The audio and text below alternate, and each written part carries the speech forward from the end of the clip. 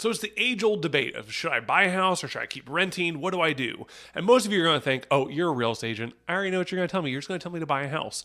And my answer may surprise you. So today we're going to talk through the good and bad of buying and renting and what the best decision could be for you.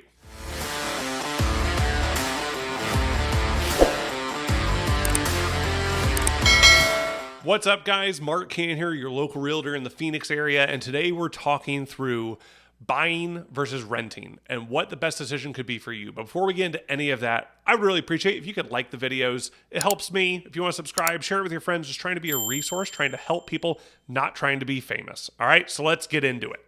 Okay, so buying versus renting. And most realtors, like I told you, are going to tell you, hey, if you can get pre-qualified, you just buy.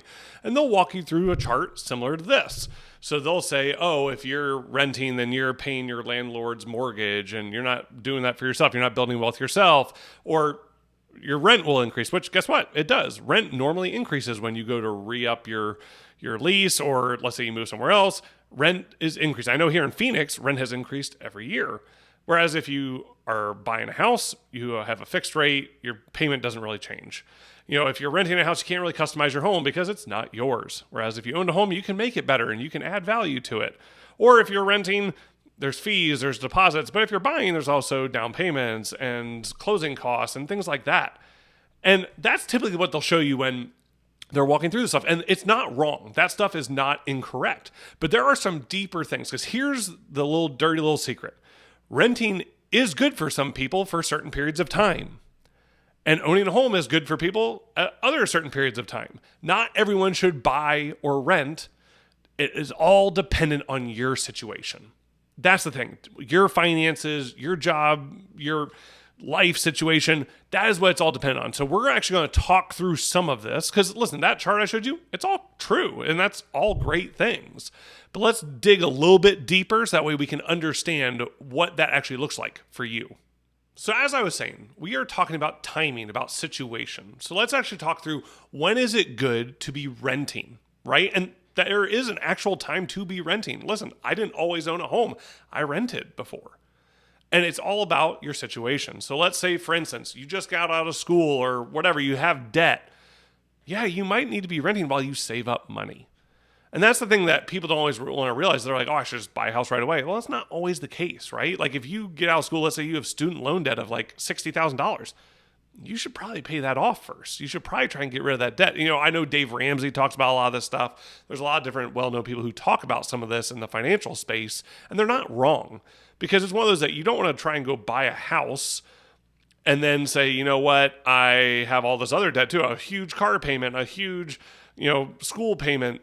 You got to be smart with money, right? You don't want to put yourself in a bad situation, because here's the thing. When you own a home, there's a lot of things that you're paying for. You're paying for taxes. You're paying for your PMI if you didn't put 20% down. You're paying for insurance. And then on top of that, your taxes do change every year.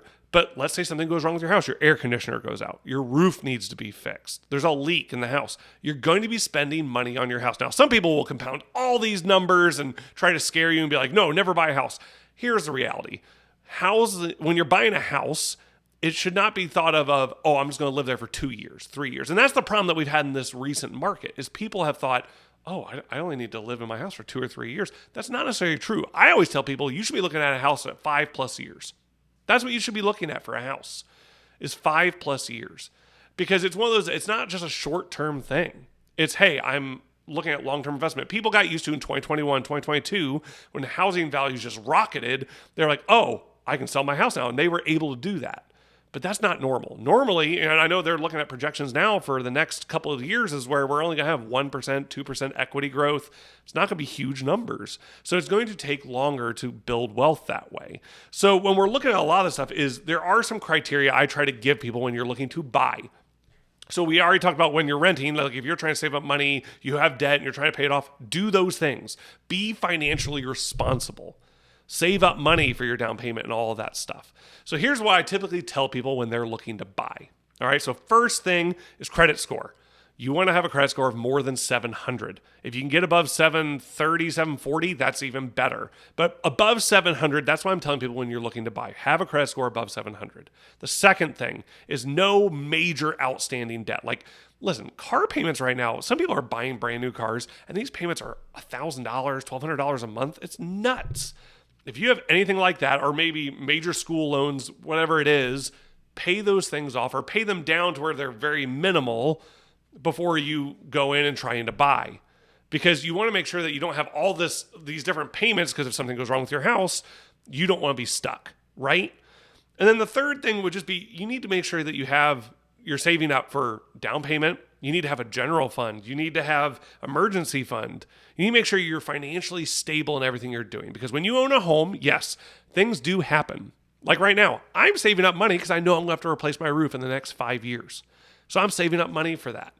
And it's one of those that I'm trying to be responsible with how I do all of these things with my money and just what I'm investing in. A home is an investment, but it's a long-term investment. Now, I'm not saying you're going to live there for 30 years, but you need to think of it as more than 5 years, not just 2 years, maybe 3 years. Now, listen, if the market takes off and you can sell and make a major profit, do it. Great. A lot of people did that in 2021.